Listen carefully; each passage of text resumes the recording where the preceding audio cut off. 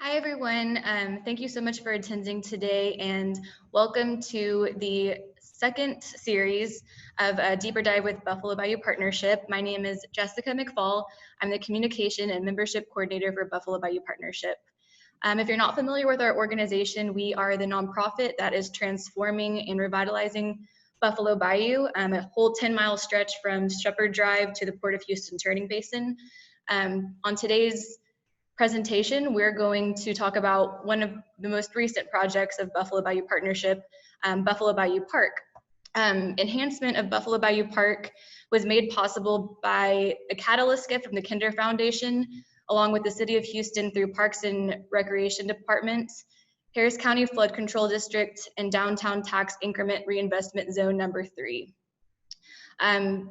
Buffalo Bayou Park was finished in 2015, so we'll be celebrating its 5th anniversary this October, and we have a lot of exciting virtual and in-person things coming up in October that we'll talk about at the end.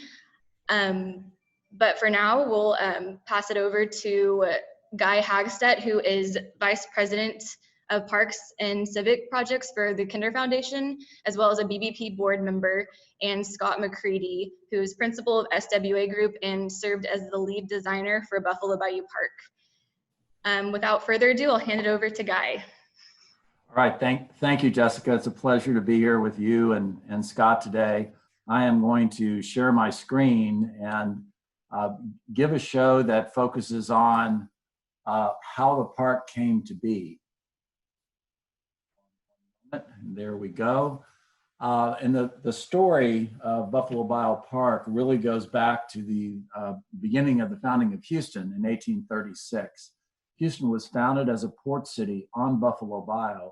And for much of the 19th century, Houstonians and civic leaders focused downstream on Buffalo Bayou to establish itself as a great port.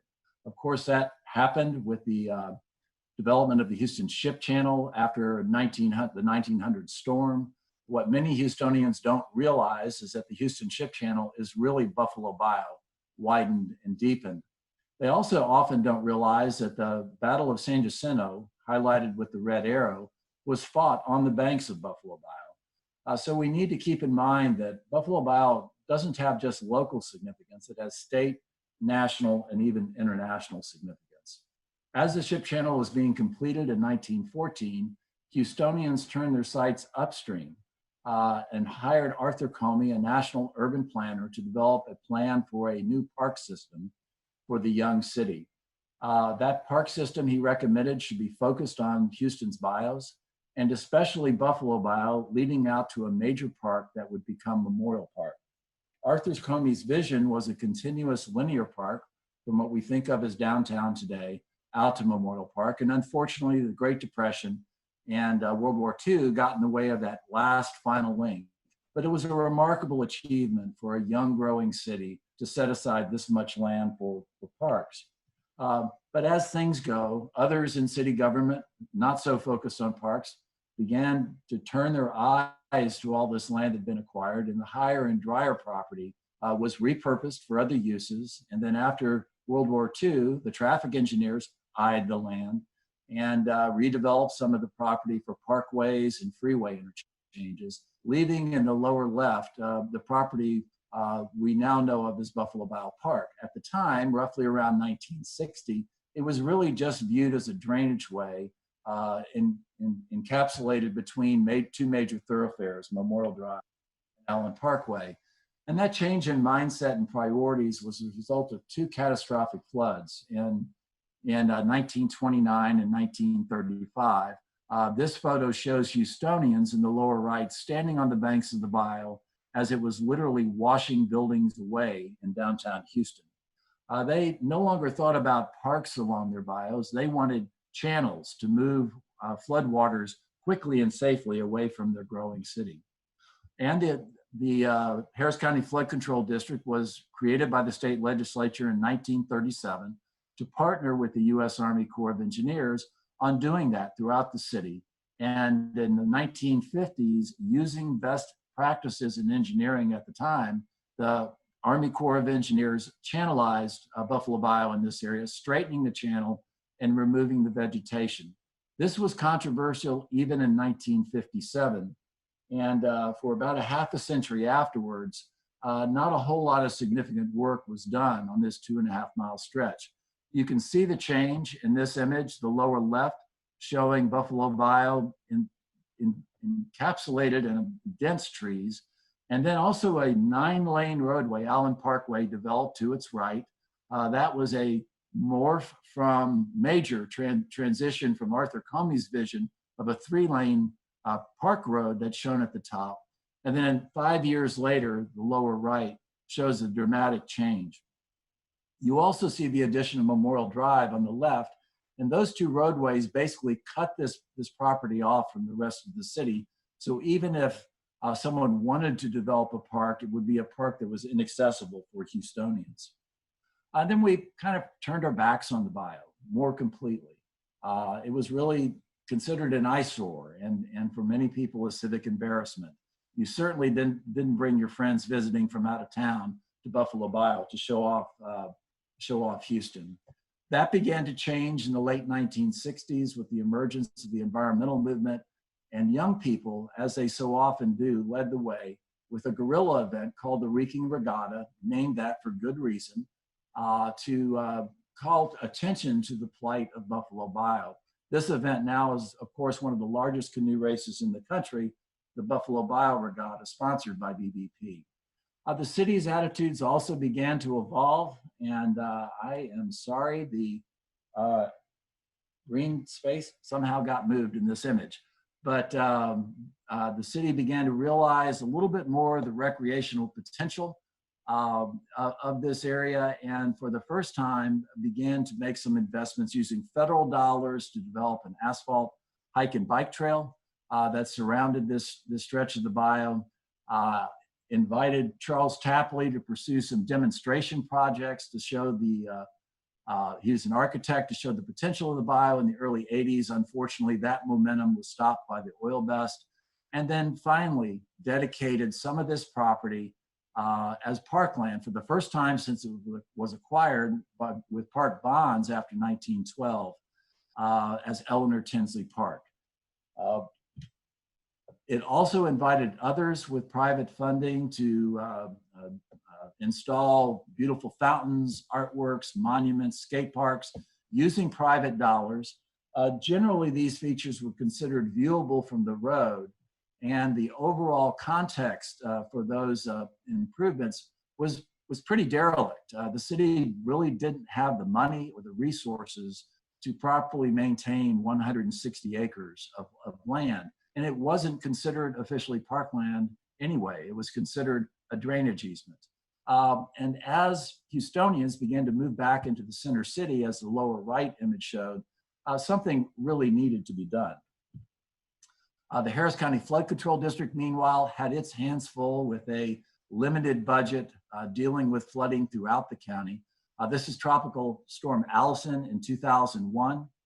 And under the leadership of Mike Talbot, the Flood Control District developed a good working relationship with the Buffalo Bayou Partnership and dipped its toe back in the water of this once controversial stretch with a demonstration project that would show Houstonians how its techniques and best practices had changed over half a century with a far more environmentally sensitive approach. This project was completed in 2010 and really teed up the Harris County Flood Control District as a ready and willing partner should a more ambitious project come along. Of course, the Buffalo Bayou Partnership was created in 1986 in Houston's sesquicentennial year. And one of the more important things it did was develop a visionary plan for this 10-mile stretch of the bayou, dividing it into 3 sectors: an east sector, where there's been a lot of news recently, a downtown sector, an urban waterfront, and then a west sector highlighted by the red ellipse, where the vision was for it to remain a pastoral landscape focused on passive recreation. So Buffalo Bayou Partnership 2 was teed up and ready to do something. One of its breakthrough projects was the Sabine Promenade, completed in 2007. And it was under a very derelict portion of the freeway interchange on the west side of downtown. And it showed Houstonians what could happen even underneath the freeway. This project was designed by SWA Group, which had become, under the leadership of Kevin Shanley, the go-to planning and landscape firm for work along our bayous of all sorts. And SWA too was thinking about this 160 acres west of the Sabine Promenade and coming up with its own ideas about all the potential and possibilities. Some of the eyes that were opened by the Sabine Promenade were Rich and Nancy Kinders. They were familiar with this landscape, having driven by it, walked through it, and ridden it for years. And with the successful opening of Discovery Green in 2008, they approached the Buffalo Bayou Partnership about what might be done. And 2 years of discussions ensued, resulting in the announcement of the project in 2010. It also bears mentioning that the approach to Buffalo Bayou Park formed the template for the Kinder Foundation's involvement in biogreenways and its current involvement in Memorial Park. The Kinders wanted to focus on that overall landscape that there had never been enough resources to address, the basic work, so to speak, trees and vegetation, prairies, grasses, trails, footpaths, and lighting, so Houstonians could enjoy the park winter. And the Buffalo Bayou Partnership and the Kinders together approached the city and the Harris County Flood Control District about a big, bold idea. 100 years after first being proposed, let's make this into one of the country's great urban parks. The first step in that process, with a handshake deal from the Flood Control District and from the city, was the preparation of a master plan to confirm ideas from SWA, from BBP, from the Kinders, that the citizens of Houston could support. So lots and lots of public engagement. And also this master plan process gave the time for a public-private partnership to develop between the city, the Buffalo Bayou Partnership, and the Harris County Flood Control District that resulted in right at $75 million worth of investment being made in about a 5-year time period. The Kinder Foundation and Buffalo Bayou Partnership, in the meantime, worked out the details of their relationship. Kinder Foundation offering a catalyst gift of $30 million. Project wouldn't have been possible without that. And the Buffalo Bayou Partnership committed to raising $20 million, which eventually grew to $25 million of funding from other private sources. The Kinder money came with strings, however. The Kinders required a timely start and completion to the project, that it have a funded and secured maintenance plan, and that there be an enforceable master plan to prevent stupid things from happening in the ensuing decades. The city of Houston came on board under the leadership of Mayor Parker. This project would not have been possible without her leadership and her support throughout the process. The city also committed to completing a reconstruction of that 1970s era hike and bike trail that was in terrible shape, now known as the Sandy Reed Trail. And there was a project that had been on the books since 1994 to rebuild it using federal funds that just had never happened. So the city committed to completing it on time, and also committed its TERS number 5, the Memorial Heights TERS, to complete a series of projects that were already in design to provide access trails and the Rosemont Bridge at the center point of the park. I need to mention TERS number 5 needed no encouragement. This was a major project that was already well underway. And when it opened in 2011, it really generated excitement and momentum, and the first focal point for the ultimate park. The Harris County Flood Control District, under the leadership of Mike Talbot, and coming out of the successful pilot with the demonstration project ending in 2010, took on the big time maintenance of this channel that had been re-engineered in the 1950s, including the removal of silt that had built up that literally prevented you from even seeing the bayou, bank stabilization work, and the removal of invasive vegetation and trees. It also committed to use current best practices, which included green infrastructure and the science of fluvial geomorphology, which follows the natural stream behaviors in this type of work, literally reconfiguring the channel that had been created in the 1950s to better accommodate water flow. Now, I need to mention all this work was done in anticipation of the kinds of floods that Houston had experienced, but no one could anticipate Hurricane Harvey. And the Flood Control District is fulfilling its obligations today and doing some follow-up maintenance work using federal funds that many of you are witnessing in the park. And then the third partner, Buffalo Bayou Partnership, committed basically to doing everything else. The Buffalo Bayou Partnership used its strategy of a holistic approach, recognizing this park was part of the city. This had been recognized nationally. This is the cover of a book published by the Urban Land Institute, a well-regarded national real estate organization, highlighting the Sabine Promenade in Houston, Texas. It, of course, focused on those basic improvements that the Kinders prioritized, along with several additional bridges that Scott will talk about, and a variety of destinations that have become beloved locations that Houstonians enjoy in various areas of the park, all totaling a $55 million investment. Buffalo Bayou Partnership, along with the Kinders and I, also approached Mayor Parker about one key element coming out of the master plan that the Buffalo Bayou Partnership couldn't implement, and that was the reconfiguration of Allen Parkway to provide safer access from neighborhoods to the south, which were crying for that kind of work. Mayor Parker arm wrestled with the Public Works Department for a couple of years and secured funding from Tax Increment Zone Number 3 to reconfigure Allen Parkway to provide that safe access as you can go out and experience today. This all required an army of attorneys. I have come to consider the legal profession one of the creative professions, and that started with the donation agreement between the Kinder Foundation and BBP in May of 2010, and it really set the stage for the entire project. A schedule, a 5-year goal for completing the work, milestones along the way that had to be met by the various parties, understanding we had a handshake deal with the city and the Flood Control District during the master plan, but by the time the master plan was done, there would need to be a binding agreement among the parties that would free up money for design and engineering. That was in early 2011.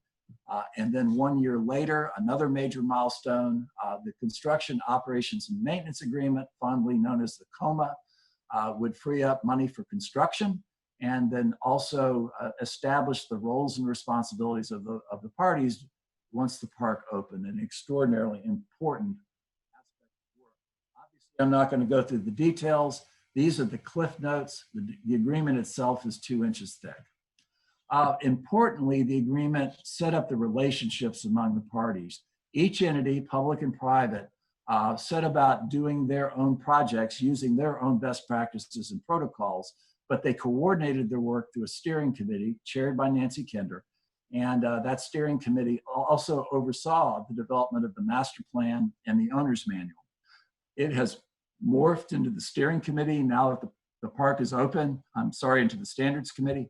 And the standards committee ensures that the park is properly maintained and operated, along with the director of the Houston Parks and Recreation Department. This whole process took a little longer than 5 years. It was more like 5 years and 5 months because of a few floods along the way. But it was an incredible partnership among these entities. There are a few surprises during development. Those included finding out that the city didn't own all the parkland that it thought it did. And so we needed to conduct some real estate transactions with several adjacent cemeteries. And then also defining rights of way for roadways, because the city earlier in the 20th century had simply built Allen Parkway and Memorial Drive over drainage easement land, what was to become parkland, with no right of way defined. We also needed to deal with the very important issue of civic events in Eleanor Tinsley Park. Our goal was to accommodate those events, but to also create a beautiful landscape that would be there day to day for Houstonians to enjoy. And we know Eleanor Tinsley would have agreed with that goal. And then finally, the waterworks, 4.5 acres owned by the Public Utilities Division of the city that we desperately needed to create a front door for the park. It was not part of the original scope of the project, but we decided to take our chances and approach Yvonne Forrest in the Public Utilities Division of the city. And it turns out she was in the process of decommissioning the site and agreed to technically loan it to the Parks Department for incorporation into the project. And thank heaven she did, because that's what became the Waterworks with all of its amenities and features and events. And of course, the very heart of the Waterworks is the old water reservoir, the historic cistern. And I will remember always that moment and that day when our team dropped into the cistern for the first time to conduct a structural investigation that the city was requiring because they didn't know whether the thing was going to fall down or not. And of course, it turned out to be in incredible shape. And we saw the potential of the space. And of course, Buffalo Bayou Partnership has run with that potential with an incredible series of exciting events and art exhibitions. And we as Houstonians have discovered this incredible asset that's been lying hidden for all those years. I'm going to wrap up talking about that important issue of maintenance and operations. Again, a standards committee is there today and will be through the end of the century to protect this park. An approved master plan and an owner's manual covering maintenance and operations recorded at the Harris County Courthouse and enforceable in a court of law. That's how serious the Kinders were about this issue of maintenance and operations. And it's a complex environment to maintain. And unfortunately, we as citizens and taxpayers severely underfund our Parks Department, which as a result is forced to adopt a template that standard template that it tends to use in most of its parks. And this complex environment just didn't fit into that template easily. So the decision was made that the Buffalo Bayou Partnership would maintain and operate this park under the direction of the parks director, because this is a city park. And then the Harris County Flood Control District, of course, would continue to maintain the channel. The city would provide funds to the Buffalo Bayou Partnership to maintain the park in order to not negatively impact other parks in the system. Those funds come from the tax increment zone number 3, the downtown TERS. As a result of that decision early on, the Buffalo Bayou Partnership developed several iterations of maintenance plans to be sure that it could maintain affordably the designs that the SWA Group was coming up with. That ended up being incorporated into the owner's manual. You can see the signatures on the front page, a binding legal document that goes into how often the grass is mowed, how often the litter is picked up, and the gardens are weeded. Of course, all of our planning, including about flooding, couldn't have anticipated a 2,000-year storm. And many people began to question whether Buffalo Bayou Park was a good idea in the immediate aftermath of Harvey. Scott's going to go into more detail on this issue. I think that maintenance and operations plan, that owner's manual, those defined roles and responsibilities really set up these partners to tackle even a Hurricane Harvey. And all these years later, I think you can see that Buffalo Bayou Partnership has come back really better than ever. So it's up for you all to decide whether we accomplished a goal of creating one of our country's great urban parks, but it certainly wouldn't have happened without the hard work, dedication, and talent of SWA Group. I'm going to turn it over to Scott. Thank you, Guy. I'm going to share my screen. If I do this correctly. Okay.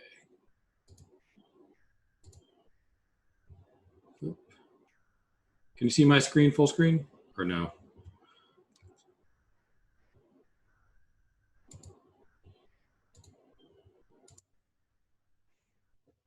There we go. So yes, we're going to talk a little bit about the design of the park and keep it at a relatively high level. There's a lot to talk about, but I wanted to really just dive in and first zoom out and remind ourselves, myself, really what this whole effort was about. And that was essentially, given all the complexities, Houston's complex relationship with its waterways over the years through storms and commerce, its development of commerce for the city and so forth. As time went on, I think we, over the years, had less access to the bayou. And ultimately, this park was as much about restoring that connection between people and the water as it was about restoring the bayou itself in that corridor, as well as providing opportunities.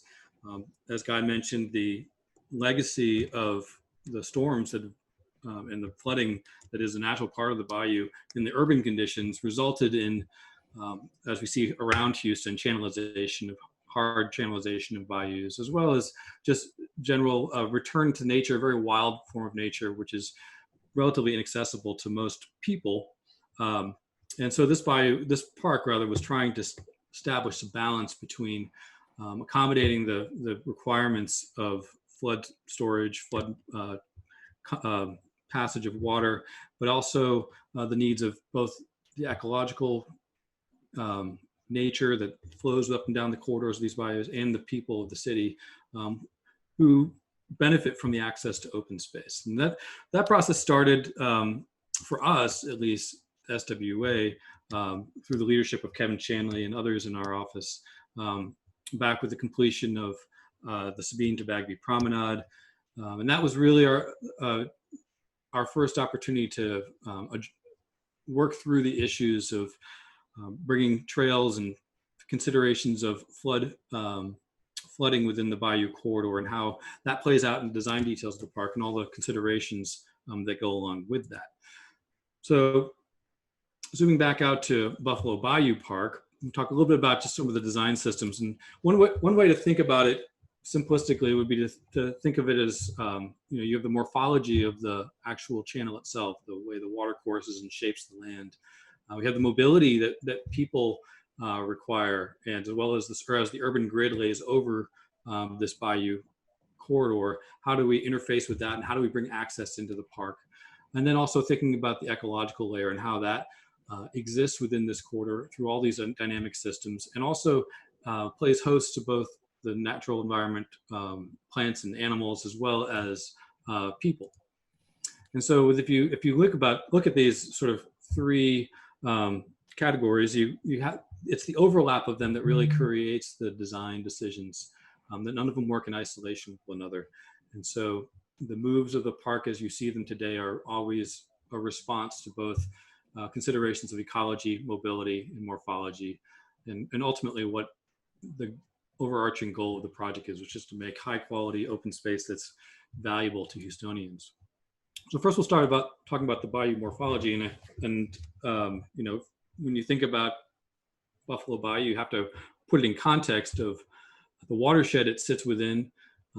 Harris County is made up of 22 watersheds. Buffalo Bayou, right in the core, actually has the watershed itself is hundreds of miles, square miles, but the immediate watershed is really defined in large part, particularly as it relates to the park, by the construction of the Addicks and Barker reservoirs, which represent almost 40 square miles of storage capacity, which were built in response to the floods that Guy had outlined, and ultimately protect downtown Houston and many of the communities from flooding over the years. They also, as water gets released from those dams after large events, create some unique problems that are specific to Buffalo Bayou. In particular, the water that's released elevates the base sort of flow elevation of the water by as much as 4 feet over an extended period of time, potentially even weeks if it's a large enough storm.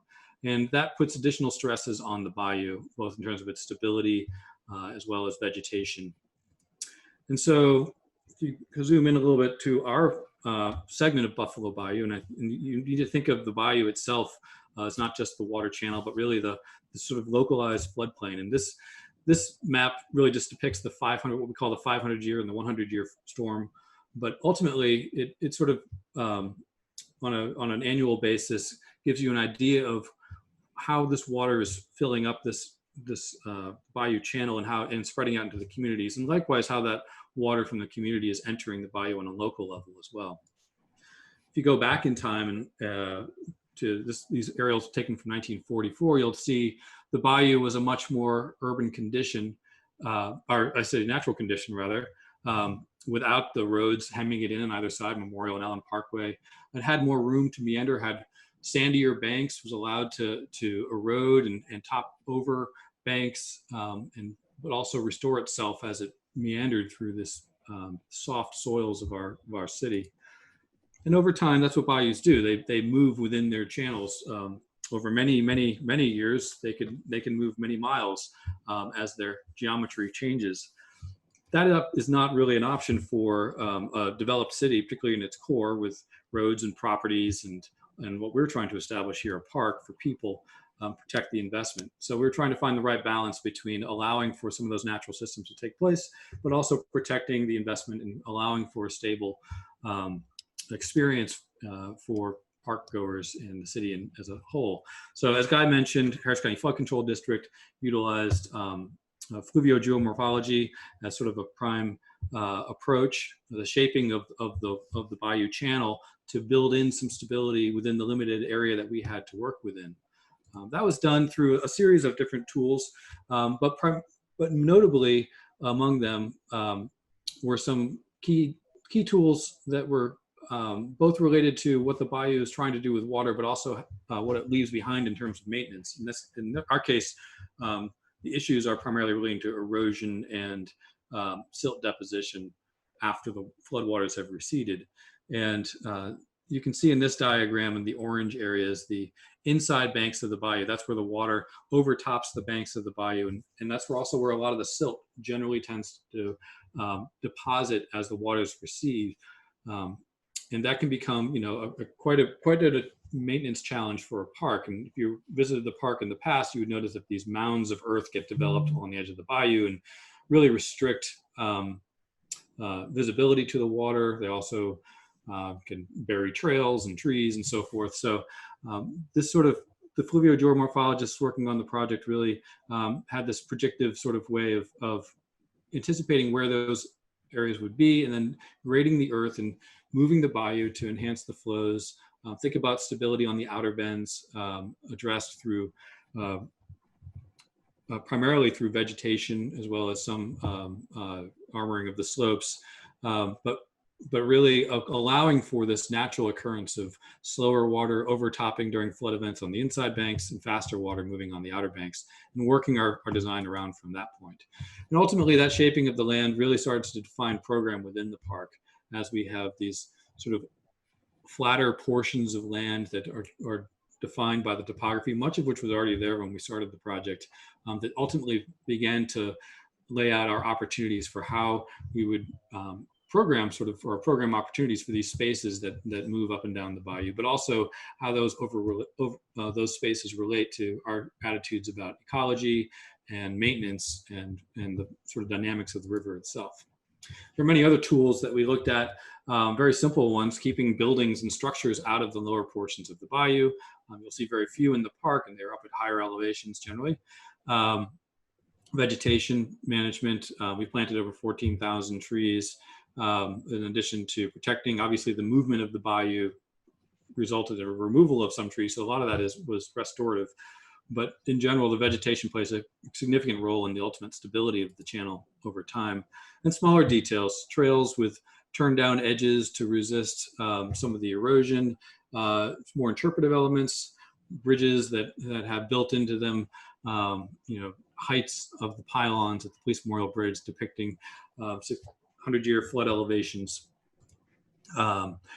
Other details within the park, guardrails and walls that were designed to anticipate the movement of the water in its direction and its deposition of silt, so to allow for the silt and water to pass through where possible and not collect at these tight junctures, but also designing the rails in a way that would resist the impacts and the extreme velocities of water and the debris that it carries over time, so that you don't end up having to rebuild these portions after major storms. And also just thinking about basic things, not painting them, using galvanized metal instead of paint, or concrete poles and so forth, to reduce and anticipate the reduction of maintenance over time in the park.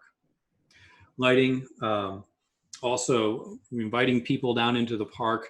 We decided it was important to illuminate the primary trail so the park can remain some level of activity at nighttime in a safe manner. That creates an enormous challenge when you're in a bayou that can fill up with as much as 30 feet of fast moving water. So some of the design systems, the lights themselves, you cannot buy lights that are designed to go in flood conditions periodically, as we have. So we had to come up with a custom design light fixture, which is on the one hand very simple and that it used very easily acquired and water resistant fixtures, but there were some built-in safety mechanisms, utilizing two bulbs or two fixtures per lamp in case one goes out. Also having automatic shutoffs when the water gets to a certain elevation, the whole electric system shuts down and protects the ballasts of the lights, thereby reducing some of the maintenance. Other moves, the bridges as they were built over the bayou, they can be, if you look down closer to downtown and you see the old freeway portions, the number of columns sitting in the bayou, those columns can really restrict flows at high water situations. They also can collect debris, which further restricts flow. So where we did have new bridges and new structures, we designed the columns to take on a little bit more of a hydrofoil shape so that water would pass by them a little bit more easily in the direction of the flow, but also really trying to work the spans of the bayou to keep those columns out at least of the primary sort of flow, bottomland or base flow elevation of the water as it moves through during storm events. Ultimately, all these moves were tested. As we all know, even just recently, just the other day, the bayou goes under a tremendous amount of water on a seasonal basis. And so we've been able to witness in extreme cases, as much as with Hurricane Harvey, the effects of that, but also how these morphologic moves help to at least predict and maintain and protect some of the investment.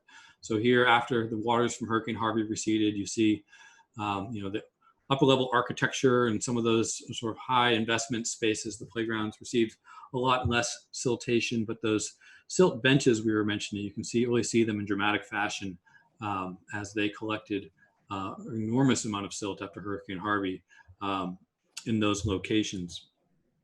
And then a year later, through tremendous effort of Buffalo Bayou Partnership, the Kinder Foundation, flood control, as we see ongoing even currently today, the removal of silt from those benches, those lower benches, and really how the resilience of the landscape and how those native plant material jumps back from those conditions. Harvey also had dramatic effects inward of the trail. It was such an enormous amount of debris and silt that was carried during that particular storm. You can see tremendous depositions of as much as 4 to 8 feet in key locations. Here we are at the Police Memorial Bridge, and you can see the silt built up over there. And a year later, after removal and cleaning by Buffalo Bayou Partnership and others, generally the bayou is back at least to its working condition. And things that you have to build in and allow for the adaptation of the landscape within these conditions. So the new trees might get planted and deposited, and old trees might get pulled down all closer to the channel. But generally speaking, the structure of the bayou is maintained. Further upstream, you see again how that related to architecture. Here we have the building at Lost Lake, and as it was designed, and then of course when the storm waters came, they came up within about a foot or two of the finished floor elevation of the building. But they did not go in there, and that's to in large part because of the laws the city had, but also the skills of the engineers and design teams who set the elevation and found a location for that building that would be less prone to flooding. The ecological framework for the park also likewise has a tremendous importance to the stability of the park and its value to the urban community. And a simple way to think about it is that as closer to downtown, you have a more urban section, and then you have this transect as you go further to the west, which transitions to a more wild condition as you get out towards Shepherd Drive. And through the course of this project, we set forth some goals, and that was in part to improve the ecological condition of the park as from when we started the project as we received it. That included removal of over half of the actual mowed turf within there. We talked about the planting of the trees, and it also included creation of over 11 acres of prairie grasses and wildflowers. And those plants are extremely important, not just for the microhabitats and so forth, and beauty of them, but also really for the ultimate stability, particularly the upper banks of the bayou during these storm events. And so that developed a framework that you can kind of see abstractly laid out here on this map of these different zones of typologies, whether they be riparian zones down at the lower edges or more upland forested zones and areas in between. And that ultimately, we created this sort of simple matrix of how to think about these different landscape typologies as they move through the park. And they really are best understood, actually, if you looked at it at a cross section of the bayou. Down lower, closer to the bayou, you have the more riparian types of trees and vegetation, where you might see more trees like cottonwood and cypress and so forth. And then as you transition to the upland areas through some of the forested zones, you'll begin to see more of the hardwood species and the oaks and so forth as they sort of characterize all the way up to the streetscape along Allen Parkway Memorial Drive. We also looked at opportunities within sort of this native plant palette of creating sort of seasonal events. Houston is not really known for sort of its fall color or things of that nature, unless you go deeper East Texas and you see some of the dogwoods and so forth. But where opportunities presented themselves around forested zones, use redbud and other sort of native flowering trees, sort of in larger quantities than we might otherwise, to really create sort of a blast of color in the springtime. And over time, as those trees grow, develop something that would create sort of an event that people could look forward to and plan around. And those landscapes, again, really characterize themselves as these more cultured landscapes, particularly around areas towards the eastern portion of the project where it's a little bit more civic, and then transition to these more native landscapes. And with those, really becomes this transect of ecology as well, starting down at the waterline with the fish and invertebrates, moving up to the upper banks where we have mammals and of course the birds as well.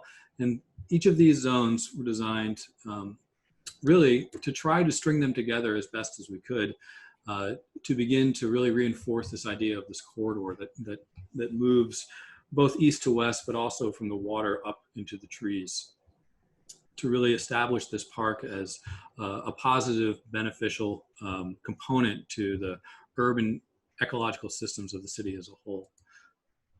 Most notably, I think there are also existing conditions that we all knew and were aware of and loved, such as the bats that lived under the Waugh Drive Bridge. There was a lot of effort gone into the project during construction to make sure those habitats were preserved and not overly disturbed. And today, to this day, BBP has done a great job of improving sort of the quality of people spaces around there to really enhance people's connection with this daily event where the bats fly out from under the bridge and go on their evening feeding cycles. But we're looking for opportunities like that to maintain those strong connections.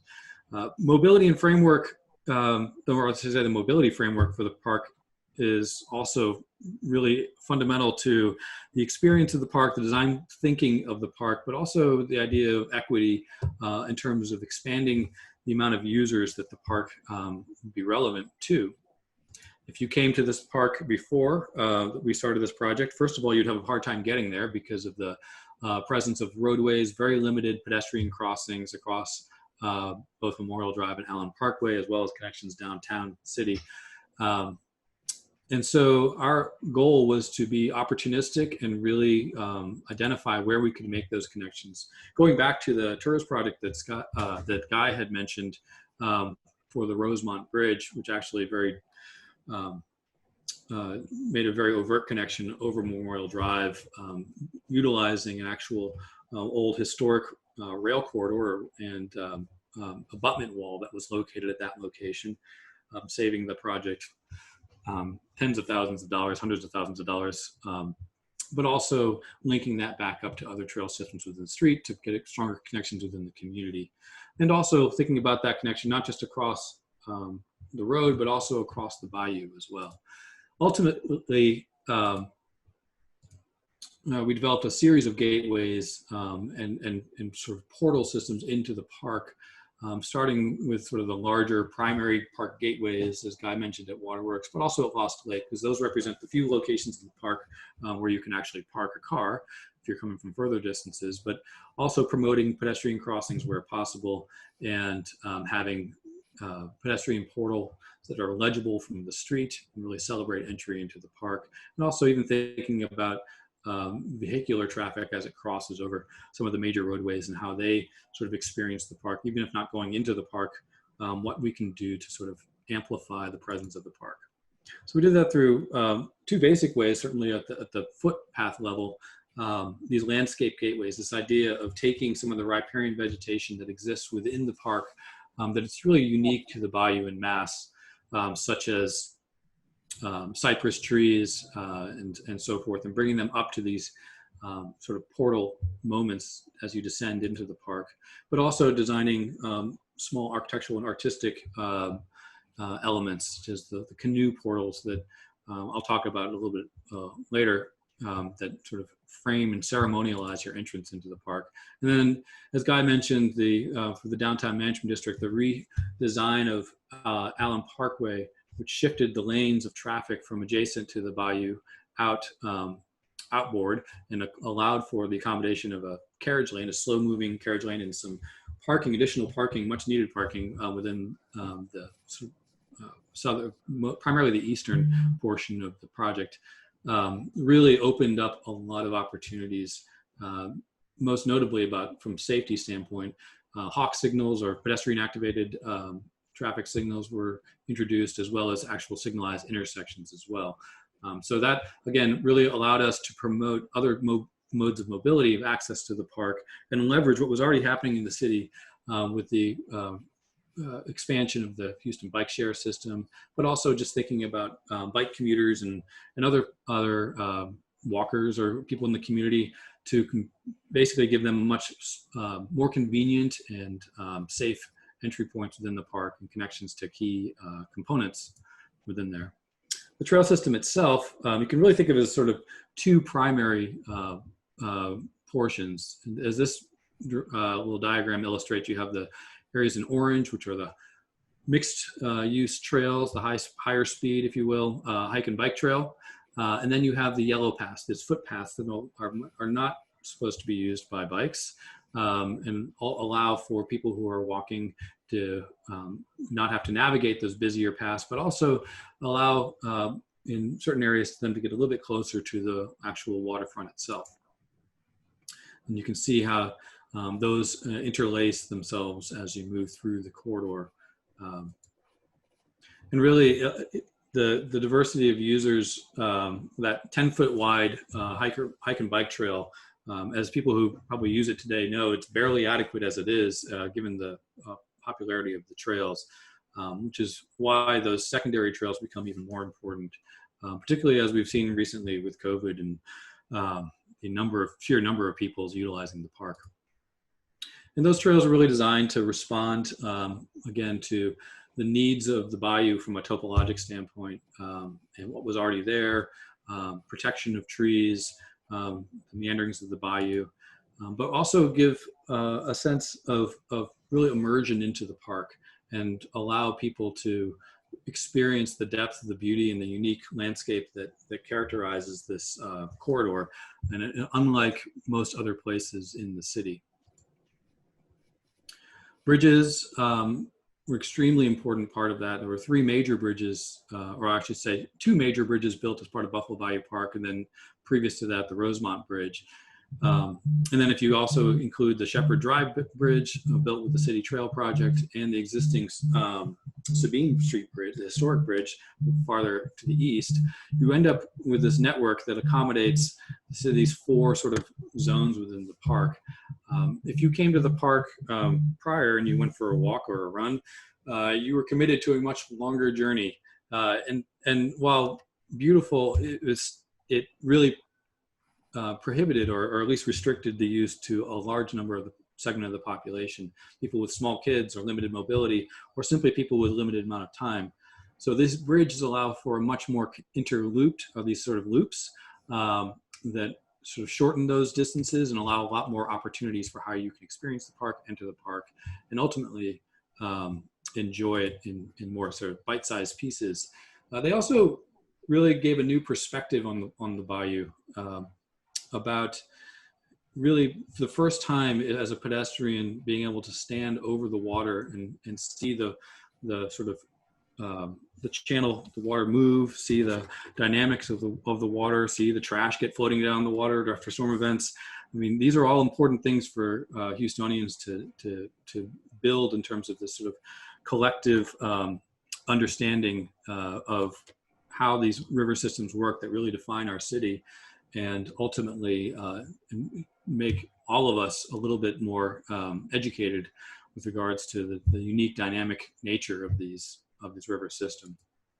But they also allowed people to gain just a new, to be able to walk out and touch the trees as you run or walk by is just an experience that is very unusual in a flat city such as ours. Programming really is a response to the opportunities that were presented, both from existing features that are out within the park, but also some of these moves that we were just talking about. And again, if you think of that transect of the park from this urban downtown area to this more natural area out to the western portions, the programming to a large degree follows that.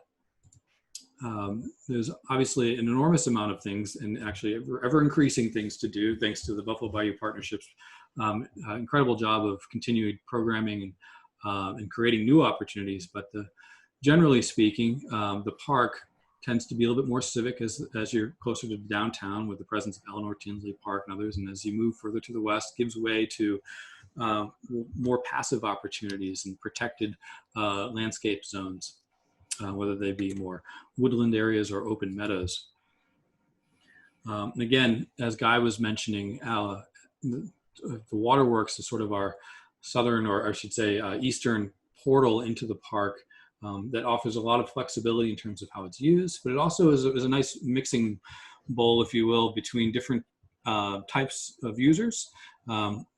Whether you have skateboarders, you have young kids utilizing this nature playground that was developed there, and people who might be renting bikes or just needing to use a restroom or get maps at the gift shop. And all of that we felt that was a very positive thing, to sort of really have this convenient location where lots of users of different ages and different demographics come across, and then they branch out into the park to utilize the park. And on the south bank of the bayou, where we have Eleanor Tinsley Park, that portion really offered the rare opportunity in this park, at least, to create a very expansive open space. It was already set up like that, although we did do some pretty significant modifications to it, both to clean up the park, so to speak, and open up views to downtown, but also to consider event infrastructure and how events can be incorporated more reliably, we'll say, within that area, and providing some of the infrastructure that's needed for that, whether it be for trucks to gain access for setting up large stages, or power infrastructure for events, but done so in a way that would not prohibit the use of the park or make it feel empty on an everyday basis. And you can certainly see lots of users out there, even today, when there's not events going on.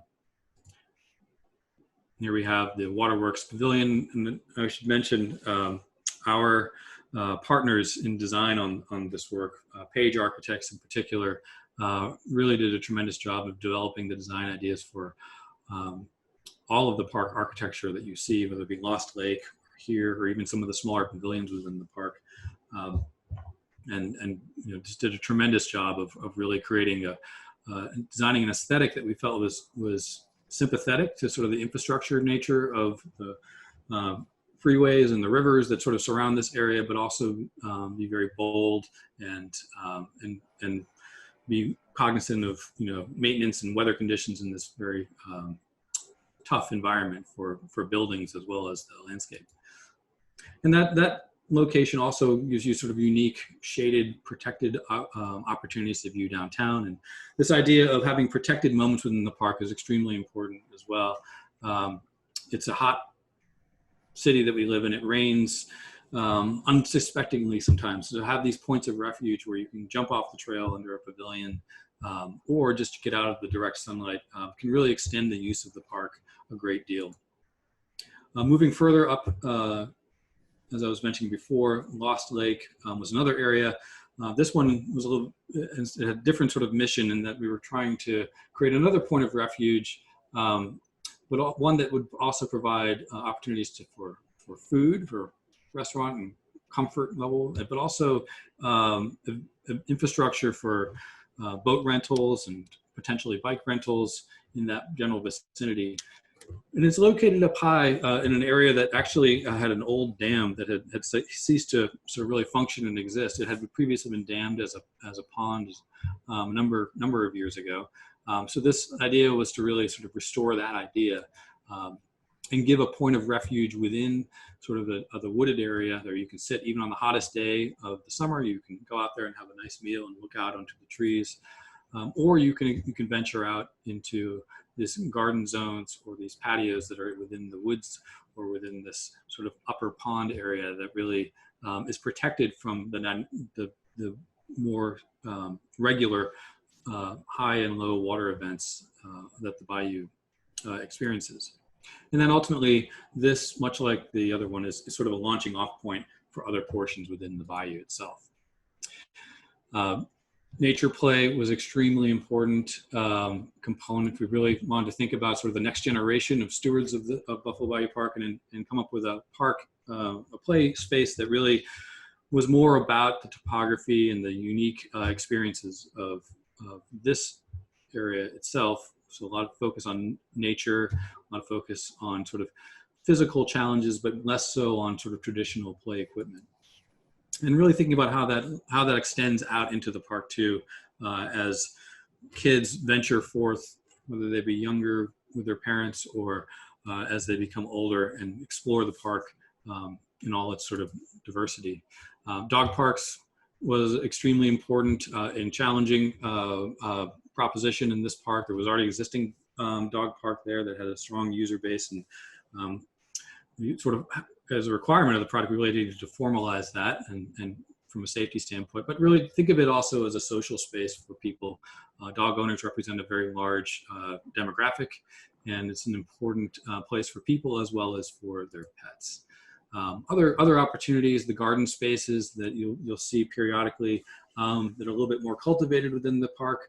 We actually worked with another landscape architect, Reed Hildebrand, and Doug Reed and his team to help develop. He helped really steer and develop those designs and really created another layer in these higher, more protected areas of unique experiences that people could come to use within the park. And then really thinking about how people can get down onto the water. We talked about boat rentals already, but also Buffalo Bayou Partnership's ongoing tours and so forth that they offer as they leave from Allen's Landing, but also extend up into the bayou. Event infrastructure, this was a major focus. We talked about a little bit how that worked at Eleanor Tinsley Park. And really that idea of how people come together and sort of create shared and bonded experiences within Buffalo Bayou and really formalize that relationship of the river to the larger community was important to us. And Buffalo Bayou Partnership from the beginning has done a tremendous job of promoting events in the bayou, even at the very beginnings of early projects in and around the bayou. And then that really set the stage for ultimately the success of the park and building awareness that this is an important landscape. The event infrastructure, here we are on top of the waterworks again, on top of this flat lawn area that has a stage built into it and hosts all different types of events in close proximity to downtown. But also thinking about how other spaces, such as Eleanor Tinsley or Lost Lake, can be scaled to utilize the space for small events or much larger events. And importantly, some of those smaller events, certainly the ones at Lost Lake, can also be a revenue generation opportunity, which is important for the long-term funding of maintenance for the park. And of course, we all know the large events, Freedom Press, or Free Press rather, Houston, which previously was located on Buffalo Bayou, as well as the 4th of July and other types of events. We want to maintain that opportunity for those to continue on. art and ultimately art artifacts also are important sort of components to the park, and have always been a strong component of what Buffalo Bayou Partnership has advocated for. There are a lot of beautiful, important existing pieces within the park. The Henry Moore sculpture that existed just off of Allen Parkway, really between Allen Parkway and Memorial Park. We formalized the space around that and combined it with this, with another garden space with Reed Hildebrand's work to really create a much more appropriate setting for a piece of that stature in conjunction with views to downtown. The portals we had mentioned before, that was the work of an artist by the name of John Runnels, who's just been a tremendous ally of Buffalo Bayou Partnership and the Bayous in general through his artwork over the years in various forms, and really kind of created a ceremonial moment that was very poetic and really speaks to the specialness of this place. The Rosemont Bridge also brought with it the tolerance sculptures. That was really the genesis of, or the part of the major themes of that project as a whole. And they certainly present a strong visual component that's located right at an extremely important juncture in the project, and sort of busy transition point in the project. So the idea of integrating art in sort of high visibility spaces was really central to some of the thinking opportunistically behind that, but also thinking about how art moves out into some more quieter portions of the project. Andy Shoemate's pieces, the text pieces that you'll discover as you sort of maneuver through various portions of the park, really offer a different sort of a reflective sort of way of thinking about the spaces that you're engaging in. Then also manifests itself through sort of more event-based art, whether it be the lantern parade that was associated with the opening of the park, or other sort of pieces that Buffalo Bayou Partnership really tries to advocate for and offer ongoing as a rotational basis throughout the project. And then sort of probably one of the most signature pieces of the park, which is actually the started with in the previous Sabine to Bagby project and extended on into Buffalo Bayou Park, and that's Stephen Corns is an artist out of New York who again developed this really beautiful idea of highlighting the cycles of the moon through the use of lighting in the park. And he was really getting at was also kind of connecting people back to the cycles of nature. So you see the blue lighting associated with the bridges, as well as the lights on the orbs as they transition in color over time over the cycles of the day. Uncovering older pieces that had been developed in previous work within the bayou. These are the work of Charles Tapley at a major stormwater outfall at the far eastern edge of the park. A lot of that was inaccessible and buried by silt and so forth. And so this project uncovered some of these moments and really tried to highlight them. And then of course the cisterns, again, working with Larry Speck and Page Architects, they developed a really delicate way of bringing people access into this tremendous artifact of the city this has a unique scale and a unique opportunity. And then Buffalo Bayou Partnership working to develop a programming system, or I should say art program, rotational art program in conjunction with other partners.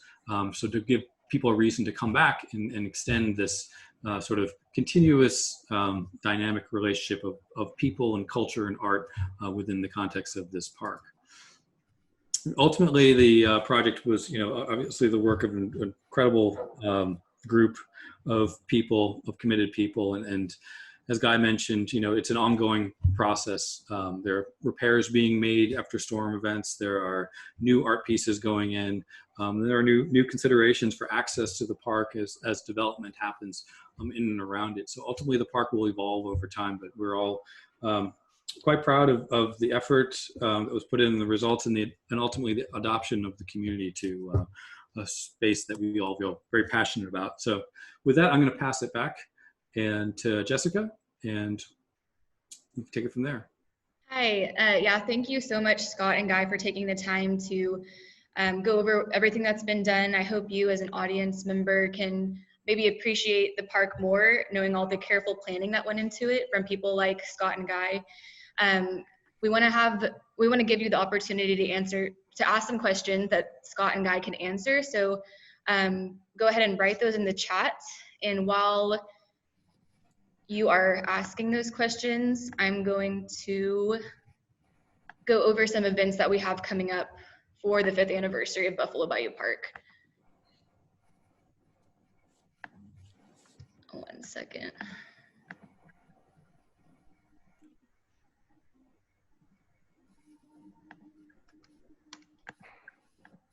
Well, it wouldn't be there it is.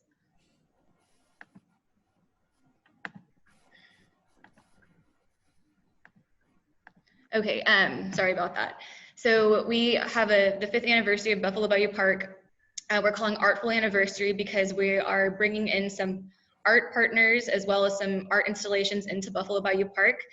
So you can join on the celebration, whether you're walking through the park and stopping by the Knitscape that's going to be up starting October 3rd through the whole month of October. It'll be a giant knitted piece on Rosemont Bridge that you can take a picture with. Then on October 10th, we're unveiling a video we have pre-recorded with the Houston Grand Opera on our pontoon boat. So you'll be able to tune into that on buffalobayou.org.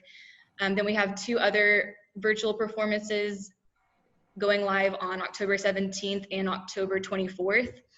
And then on October 22nd, we have a really exciting art exhibit coming to the Fondren Foundation Meadow, which is where the spindle sculpture is at Allen Parkway and Taft and Gillette. So Carmen Herrera is a Cuban artist, bringing her larger than life pieces. They're absolutely gorgeous. So we encourage you to follow along on our social media at Buffalo Bayou or checking out buffalobayou.org to see when all of these unique and artful events are taking place. So let's look at some questions. Okay. So this is a good question. We get this a lot. Are there any plans in the works or remotely possible to connect this park with Memorial Park? Okay, I'll take that one on, Jessica. First of all, I'll mention that it's in the master plan for Buffalo Bayou Park to provide that connection, and then also a connection north along Law and Heights Boulevard into Spots Park, which was originally part of this landscape and cut off. Going back to that connection to Memorial Park, some of you may be aware, because it's been in the media, that the Houston Parks Board has acquired property in that area to begin the work of making that connection. Right now, they're working on a stabilization project behind some of the apartment complexes, which quite honestly, in some cases, were built too close to the and they're trying to preserve the ability to make that trail connection. The money's not there to build the trail right now, and there are still some areas that, quite honestly, the Parks Board hasn't figured out exactly how to route a trail. But it's definitely on the radar screen, and there are efforts being made to move that effort forward. But it's going to be a while. Thank you for that. The next question is a good one. Was art a deliberate part of the design process? I'll start with that. I'd say, can you hear me, right? Yeah, I would say that, yeah, absolutely. There was, actually in the master plan, we actually had art was sort of essentially laid out, but I think it's been sort of evolved as the project has moved ahead. There were certainly existing in the park a fair number of pieces. There were a number of artists' pieces commissioned as part of the sort of development of the project itself. It's a challenge in some areas to get art into the park because art, certainly sculpture anyways, is just like any other object, something I didn't get a chance to get into, but if you put any objects within the actual floodway itself, you have to mitigate for it.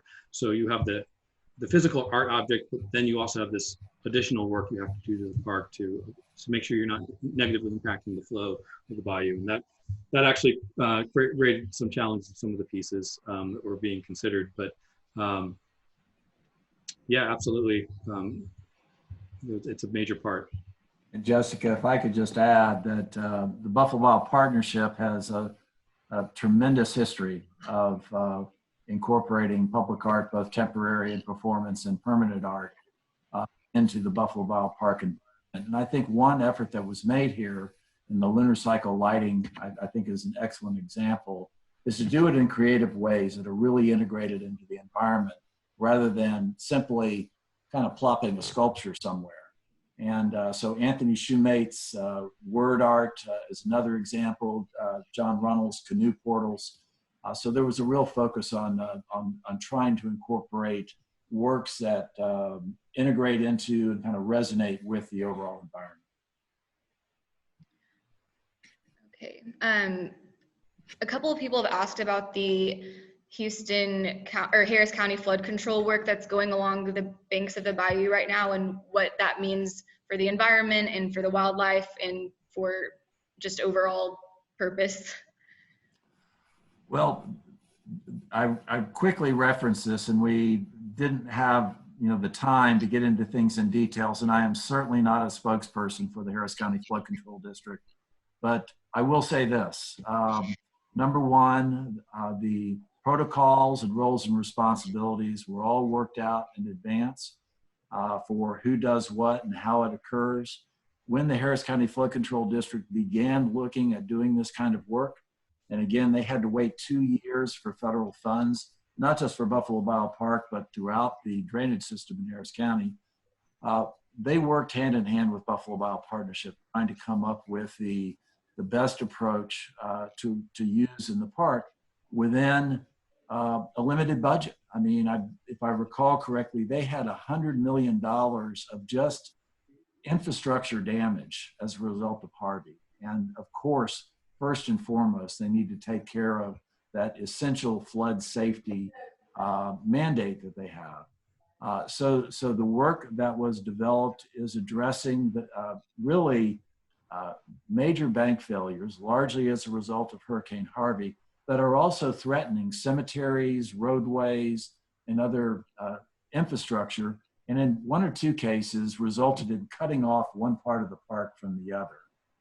So what was developed as an approach, and again, I wasn't involved in the behind the scenes discussions among the engineers, was that riprap, broken up concrete, is really a very, very effective technique.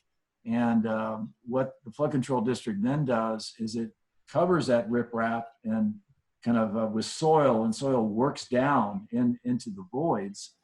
And the Buffalo Bayou Partnership, literally right now with Scott at SWA Group, are working on the palette of natural and native vegetation that will be installed once the engineering contractor leaves the site. And I don't know, Scott, if you want to just mention a little bit about that part of the process and discussion.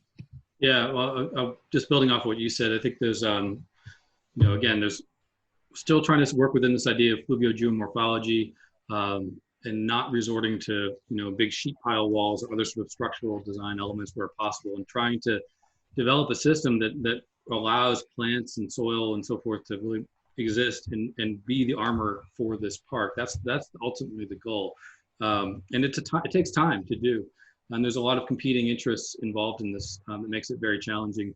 I think there's some good examples that happened with actually previous efforts, particularly with coral lips or natural stabilization utilizing actually willow trees, primarily black willow trees, sort of embedded into the banks of the bayou at tight junctures.